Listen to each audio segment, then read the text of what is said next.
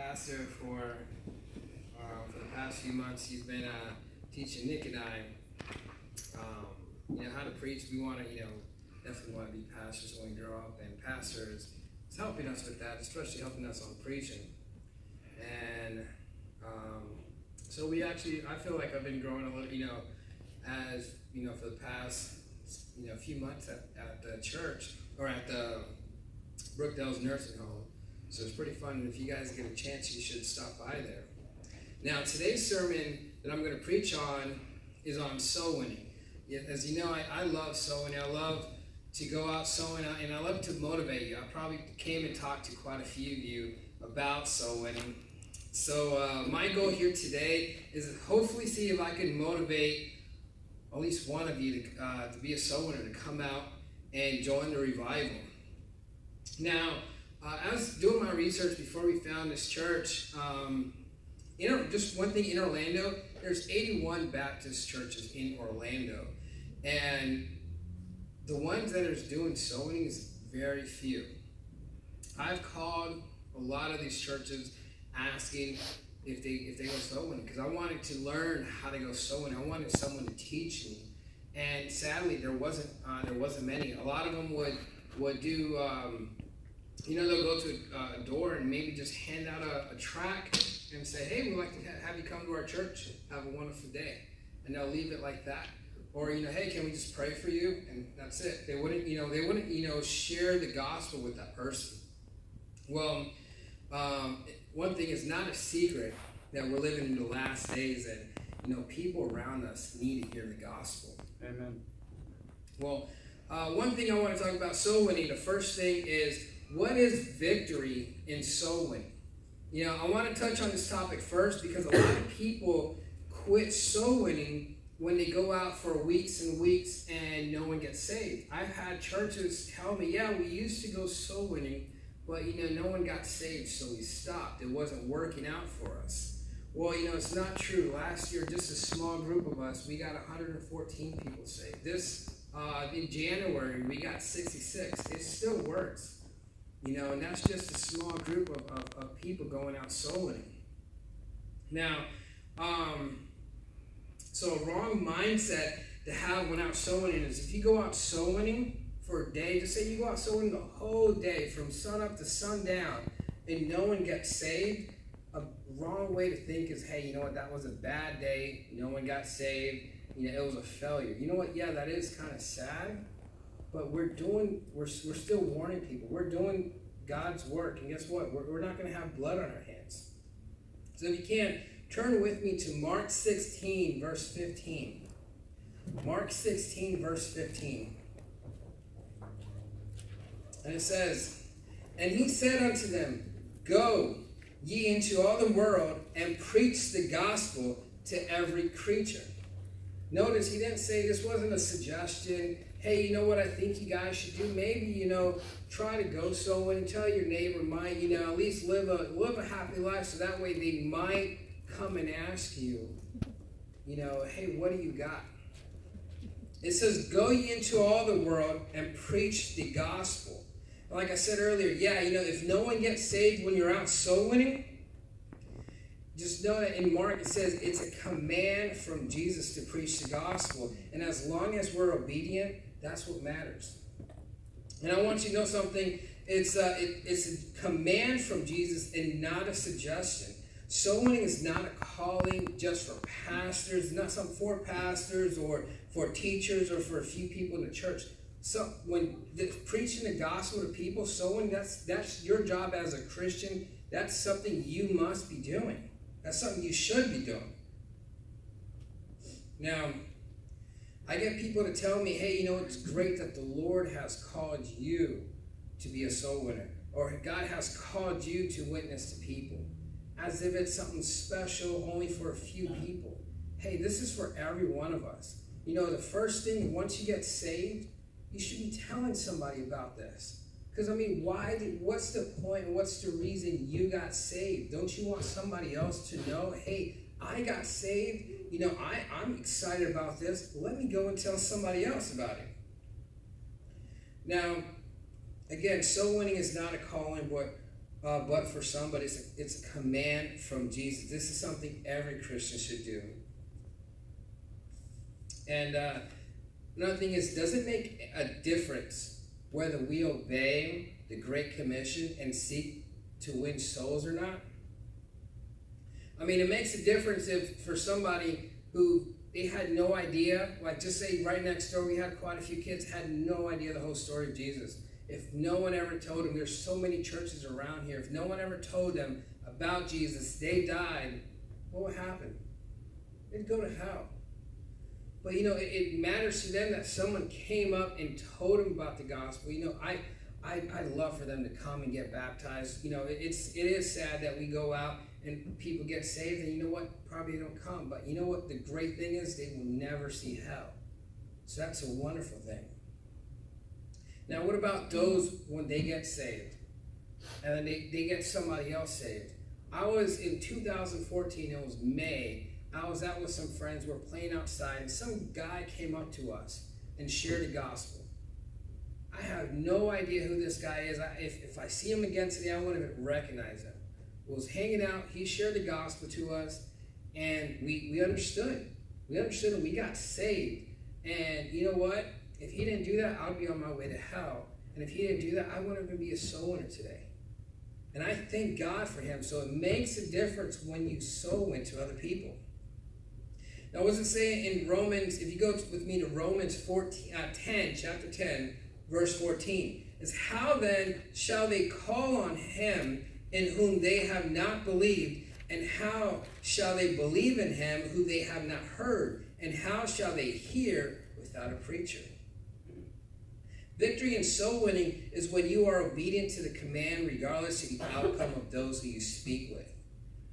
That's how we receive our gift in heaven.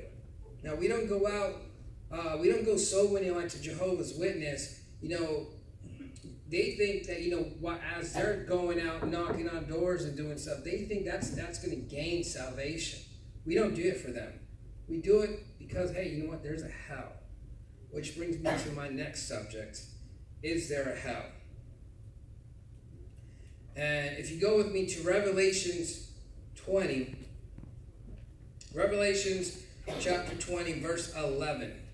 It says, "And I saw a great white throne, and him that sat on it, from those whose face the earth and the heaven fled away, and there was found no place for them. And I saw the dead, small and great, stand before God, and the books were open. And another book was open, which is the book of life. And the dead were judged out of those things which were written in the books according to their works. And the sea gave up the dead which were in it, and death and hell delivered up the dead which were in them. And they were judged every man according to their works. And death and hell were cast into the lake of fire.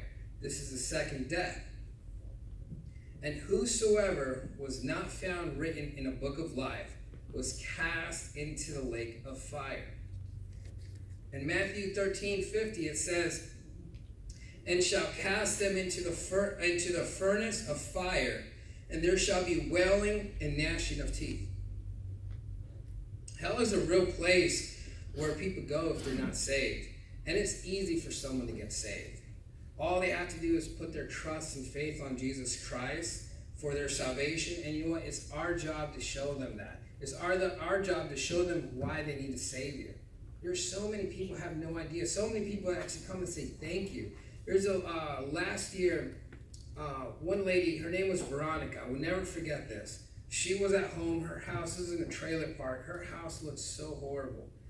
But we knocked on there, and she was doing her best to clean it. It was really impoverished place, and we asked, "Hey, you mind if I share? We talked to you about Jesus." And she came to the steps, and we talked with her. We shared the gospel to her. She started crying. She had no idea. She had no idea the whole reason of why she needed to save. She had no idea about anything. When she got saved, she started crying. I was like, wow, this is amazing. And like I said, this is the reason why we go sowing is because there is a hell. We don't want people to go there. Now, if you knew a family and they were in a house sleeping and there was a fire going on, would you just sit back and just call 911 and just watch the fire burn? But you knew there was a family in there. You know, you just sit back and like, oh, hopefully the fire department comes there sooner. You know, or would you like, call 911 and then just run up to the door and start banging, hey, there's a fire, get out, come on. Well, that's kind of like, I hear people, hey man, I wish my cousin would get saved or my nephew, I'm praying for them. Hey, that's your job. You pray for them. Now go out and talk to your family member. I'm glad Pastor came over, and it was great when he came and talked to my mom, and one of the first things he asked is about her salvation. I love that. That's awesome. I'm glad she's saved. She's not right now. She's in a hospital. It's not going well for her. But we're on top of that. And I would love for my brother to get saved. In fact, I would love if my grandparents were still alive. And I wish I knew the gospel back then so I could share the gospel to them. But as far as I know, they died without knowing Jesus. And that's a sad thing. But what if you did nothing and there was a house that was burned on fire? What if you did nothing? Now, can you imagine in a great white throne, a friend, a family member, or neighbor shouting your name, crying, if you knew what was going to happen to me, why didn't you tell me anything? Why didn't you warn me about this? Why didn't you tell me how to get saved? I mean, can you just imagine that? You're just looking. When we all get to heaven, we're all going to wish that we did more to get more people saved. We're all going to just wish, hey, man, I can't believe I wasted so much time. I could have done more to get this person saved. I could have done just a bit more. Which brings me to my next topic. It says, is there blood on your hands? Esther chapter 8, verse 6. I love this verse. It shouts out to me. It says, for how can I endure to see the evil that shall come unto my people? Or how can I endure to see the destruction of my kindred? If someone you don't know doesn't get saved and they die and goes to hell, it's a tragedy. But how much more of a tragedy if it's someone you know, a family member, a friend, a neighbor, or a coworker? How much more of a tragedy if they die and they go to hell and you had the opportunity to share the gospel? Tomorrow's not promised, and I wish I could do more. I wish, I really wish, my uncle, I want to, Raquel and I, we were talking, we want to go to Puerto Rico, and we want to, go there as a mission trip to our whole family. We want to win them because, they're all Catholic, and they all have the wrong way of salvation. We want to make sure they're all saved. You made it a mission to every person, at least we know, either they heard the gospel, and we're going to, we want to make sure if they die and they reject Jesus Christ, there's no blood on our hands. But we want to win as many of our family members we can to Christ. Now here in Ezekiel 33, 8 says, when I say unto the wicked, O wicked man, thou shalt surely die, if thou dost not speak to warn the wicked of his way. That wicked man shall die in his iniquity, but his blood will I require at thine hand. Now I know we're all busy with work and family and our day-to-day lives and the things we need to do in life. I understand. But if we have time for social media and entertainment, we have time for sowing. Let's not forget to give some time to sowing. Let's not pass up the opportunity to warn somebody of what's to come. You don't need to go at it in a hard way. You just find an opportunity. Be wise about how you at least start off with your family members, your friends, your co-workers. Don't let there be blood on your hands. Which brings me to the last part. So I'm trying to keep it under 20. Will you join the revival and become a soul winner for Jesus? And if you ask, what can I do what can I do to join? What can I do to become a soul winner? What can I do? How can I do this? Well, if you've never been out soul winning, which I heard this church a few years ago used to go out soul winning 3 times a week. Is that what you was telling me earlier? 3 times a week. They knocked on every door in this area. Hey, guess what? New people moved in. Probably another family member will knock on. We've knocked on many homes, and guess what? They never heard it. Well, if you've never been a soul winner, you start off as being a silent partner. All you have to do is just be silent. Don't say nothing. Just come, pray, just learn. Because we have a lot of talkers. If you look at the soul winning marathon that we had 58 soul winners. And with the 58 soul winners, about 50 of them were all talkers. And we're going in groups of 2s. So we had about 25 groups. What if we had 50 extra silent partners on that? We would have had 50 groups out there. We had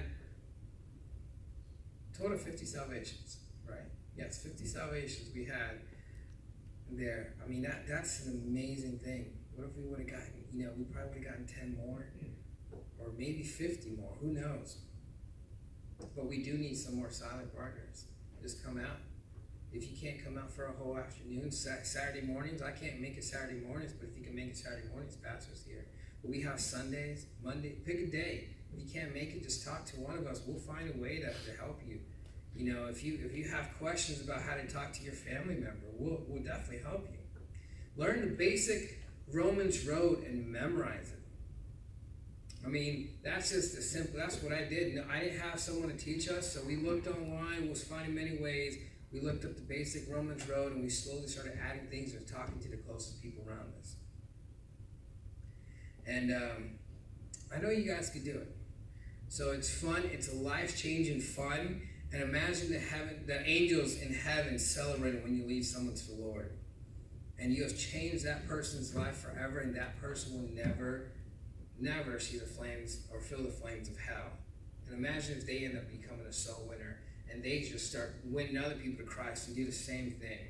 So that's my sermon today, and I want to motivate you guys to become a soul winner. See if you could fit a time into your week, into your day. At least talk to a neighbor. If there's someone in your family that you haven't spoke to, or a neighbor, or or a coworker, find an opportunity and share the gospel with them. It'd be a shame if someone went to hell and they were 10 feet away from the answer. So here's my sermon for tonight. I think I made it under 20 minutes. And so I'm going to popcorn pass it to Pastor.